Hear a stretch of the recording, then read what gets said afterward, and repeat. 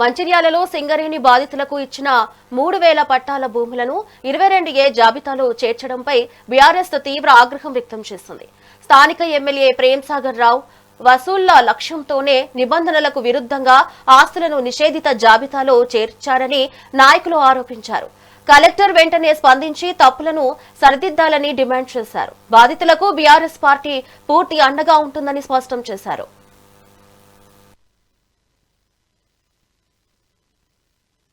రాష్ట్ర వ్యాప్తంగా రేవంత్ రెడ్డి సర్కార్ ఏదైతే ఈ 22A తీసుకొచ్చిందో 1908 రిజిస్ట్రేషన్ చట్టం ప్రకారంగా 22A తీసుకొచ్చింది. కాంగ్రెస్ పార్టీ నాయకులకు ఎమ్మెల్యేలకు దోసుకోమనడానికే ఈ 22A తీసుకొచ్చినట్టు స్పష్టంగా కనిపిస్తుంది.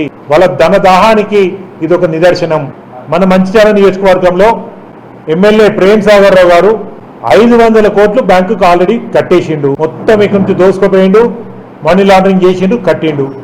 అక్కడితో నాగలే. ఇంకా ఈ 22Aలో కూడా ముందుగానే వాళ్ళ నాయకులు కార్యకర్తలు చెప్తున్నట్టు ముందు చూపుతోని ప్రేమ్ సాగర్ రావు గారు రాకముందే ఈ 22Aల గతంలో ఎవరైతే పైసలు అడిగితే ఆయనకి ఇయ్యలేదో, నాది పట్టా, నేనెందుకు ఇస్తా, నేనేం తప్పు చేయలే అని ఎవరైతే అన్నారో ఆ భూములన్నీ తీసుకొచ్చి 22Aల నిషేధిత జాబితాలో కలపడం జరిగింది.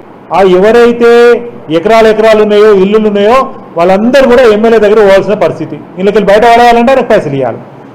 ఎమ్మెల్యే ముందే ఈ 1908 రిజిస్ట్రేషన్ చట్టం కాదు, ఎమ్మెల్యే చట్టం, ప్రేమ్ సాగర్ చట్టం, KGF కొకిరాల గ్యాంగ్స్టర్ ఫైల్స్ చట్టం ప్రకారంగా పట్టా ల్యాండ్లు ఈ ప్రోబిటర్ల వర్తించని ఇల్లులు కూడా తీసుకొచ్చి పెట్టిండ్రు.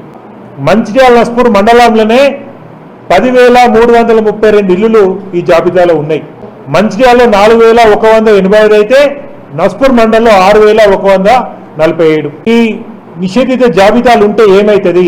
అమ్మరాదు, కొనరాదు, కొడుకు చదువు కోసం లోన్ రాదు, బిడ్డ పెళ్లి ఖర్చుల కోసం లోన్ రాదు, లేదా అమ్మరాదు, ఏ అవసరం కూడా ఉపయోగపడదు. అది ఉన్న గవర్నమెంట్ స్థలంలో ఏదో అక్రమంగా ఉన్నట్టు ఈ చట్టం భావిస్తుంది. 10,332 మంది అంటే కుటుంబానికి 4 వేసుకున్న 40,000 మందిని ఇవాళ ఇబ్బంది పెడుతుంది. ప్రభుత్వ స్థలము అని ప్రభుత్వం చెప్తాంది అని వాళ్ళని ఇబ్బంది పెట్టే కార్యక్రమం జరుగుతుంది. ఇక్కడ రాష్ట్ర వ్యాప్తంగా